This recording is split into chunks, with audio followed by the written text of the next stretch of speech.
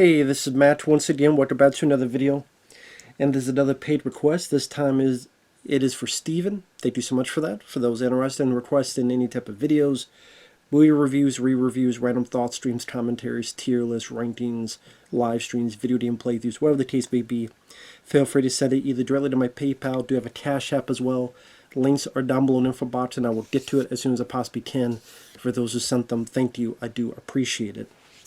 And this is for a Metallica album, which I believe he is a fan of. That's fine, to each their own.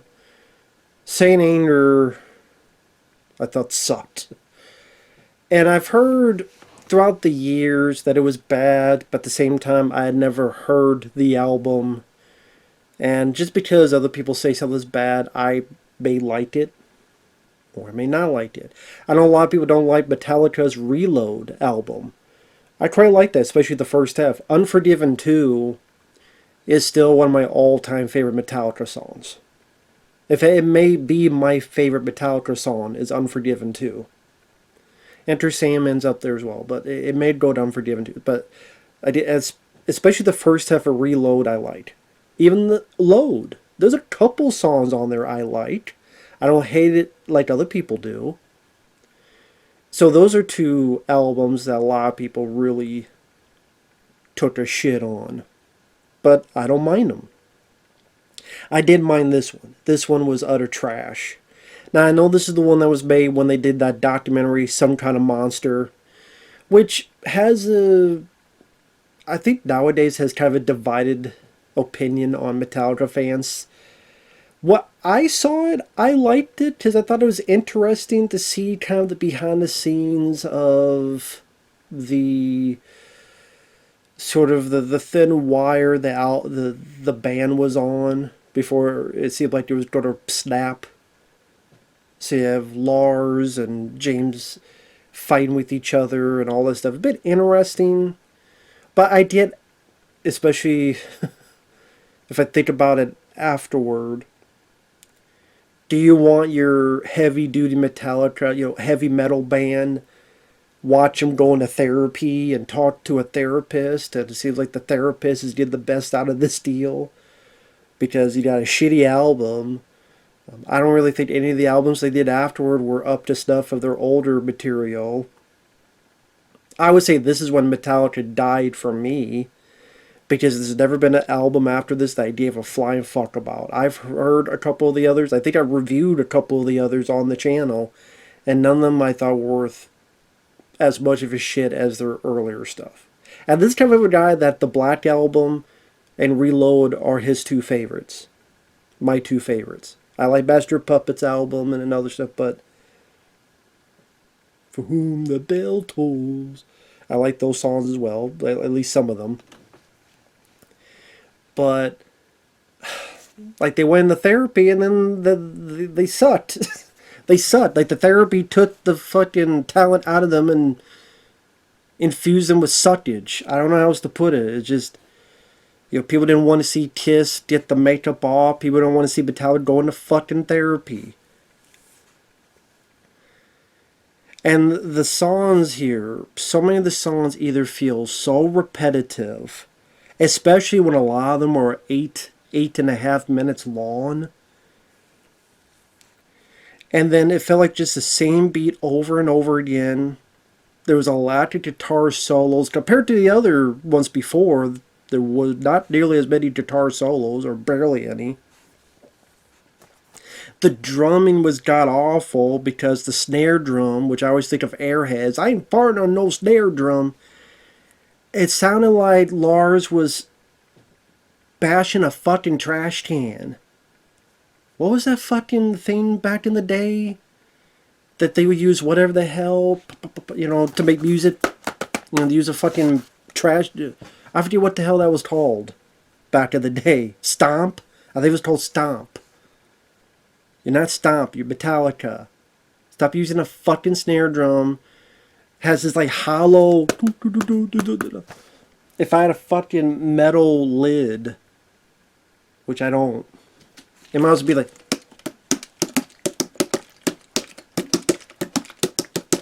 Which that probably sounds better. Just not like hitting a fucking tin can. It's like an old guy kicking a tin can down the fucking road. That's what it sounded like. It sounded awful. I hated the sound of the drumming. And then most of the songs were just their AA, like James Hetfield's AA therapy.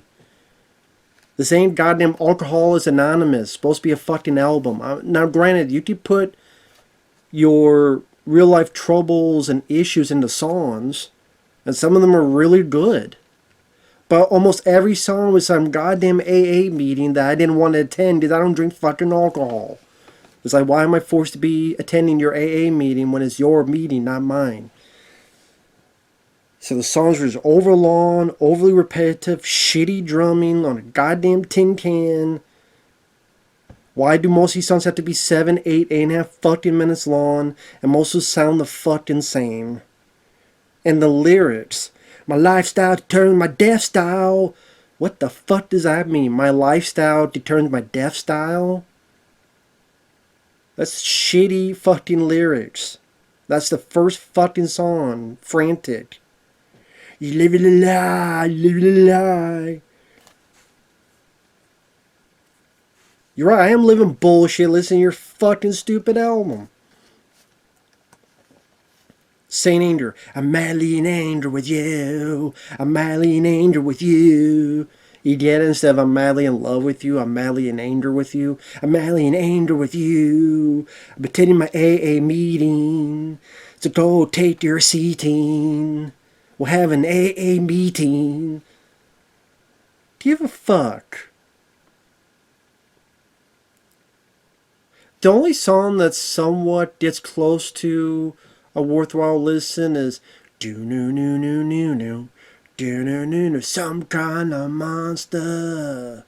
Like that gets close. If there's a song that's listenable, I would say it's that one, which ironically is the name of the documentary that was being done while they were making this.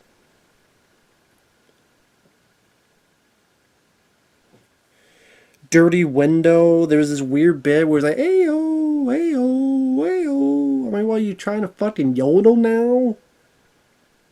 Invincible Kid. This is where I really go, this is really overlong, this is really repetitive. I hate the way the guitar sounds. Ugly, like it's trying to be trash, garage, metal, like industrial guitar bullshit. The drumming like the lid of a fucking trash can. Like this hollow, gone feel to it. Should be dead, I'm not dead, yeah. Should be dead, I'm not dead, yeah. I'm dead listening to this fucking album. No wonder this album was shat on, because it sucks. It was horrible to listen to. It was a goddamn chore. My balls itch. I'm ready to yawn. I need a drink. Put my finger in my ass. These are all things listed above I'd rather be doing than listening to this fucking album.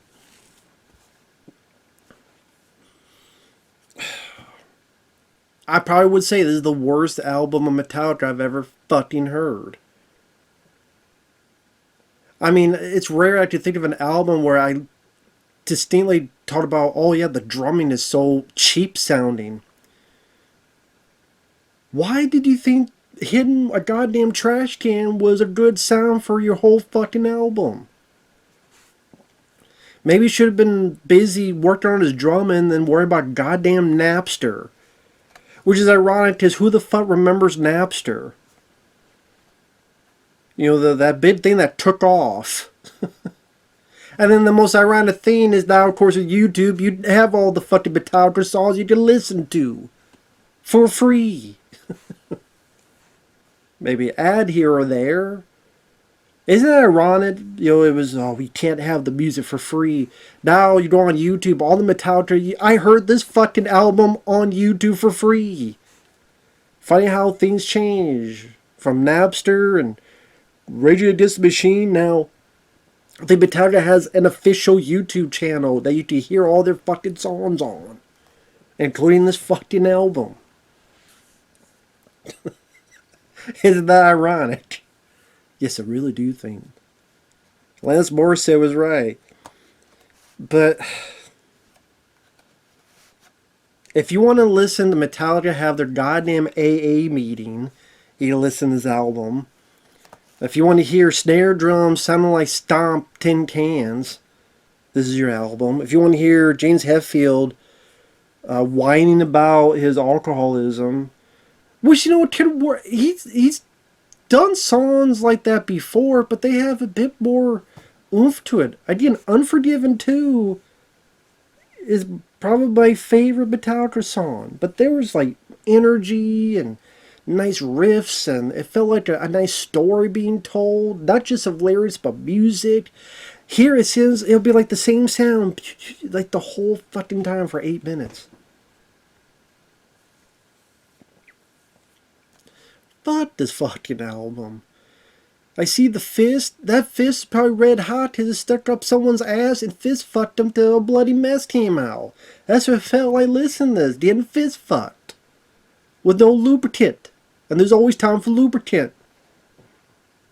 Maybe that's some kind of monster. Fisting. Fisting the night away. So, if you want to get fisted, you'll listen to St. Andrew. No wonder he's so angry. Getting fisted make you angry too. It's their 8th album, and I honestly think it's their worst album. I know there are people that like this. People feel it's underrated. I don't. I get the hate. I understand why people thought this was shit. There are movies I think are underrated. Hey, bands. I like Creed. A lot of people hated Creed. I like Creed. Nickelback. I actually don't mind Nickelback. I don't hate Nickelback like other people do. And now Photograph. I can listen to Nickelback. Hell, a lot more than this album. A hero to save us. You know, what was that from Spider-Man? Chad Kroger. Not gonna stand in my way. Anyway. A hero will save us. Now you got me singing Chad Kroger. That's what this album does. Got me singing Chad Kroger and loving it. Make love in it. Anyway. Thanks for watching. Take care. See you guys later. Bye-bye.